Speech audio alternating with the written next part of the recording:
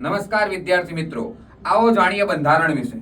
1946 માં cabinet mission અંતર્ગત ભારતીય બંધારણ તૈયાર થયું અને આ જ મિશન અંતર્ગત ભારતીય બંધારણ સભાની રચના કરવામાં આવી હતી અને તે ભારતીય બંધારણ સભાની સૌપ્રથમ બેઠક 9 ડિસેમ્બર 1946 ના રોજ મળી હતી। આ ભારતીય બંધારણ સભાની સૌપ્રથમ બેઠક હતી।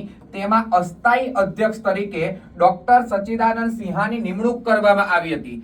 ત્યારબાદ વિદ્યાર્થી મિત્રો 11 ડિસેમ્બર 1946 ના રોજ ભારતીય બંધારણની બીજી મીટિંગ મળી, એટલે કે બીજી બેઠક મળી અને એ બેઠકમાં આપણે બંધારણ સભાના અધ્યક્ષ માટેની શું કરી તો ચૂંટણી કરી અને એટલા જ માટે બંધારણ સભાને સ્થાયી અધ્યક્ષ મળ્યા ડોક્ટર રાજેન્દ્ર પ્રસાદ, ઉપાધ્યક્ષ મળ્યા હરેન્દ્ર કુમાર મુખર્જી, બંધારણીય સલાહકાર BN રાવ એટલે કે બેનિગલ નરસિંહ રાવ અને સચિવ જે છે એ HVR આયંગર બન્યા।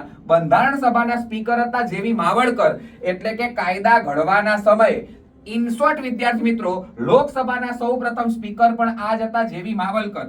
13 ડિસેમ્બર 1946 ના રોજ ત્રીજી બેઠક મળે છે જેમાં જવાહરલાલ નહેરુ દ્વારા ઉદ્દેશ પ્રસ્તાવ રજૂ કરવામાં આવે છે। વિદ્યાર્થી મિત્રો, તમારે જણાવવાનું છે કેબિનેટ મિશન જ્યારે ભારતમાં આવ્યું ત્યારે ભારતના વાઇસરોય કોણ હતા? કમેન્ટ બોક્સમાં જણાવો। Thank you.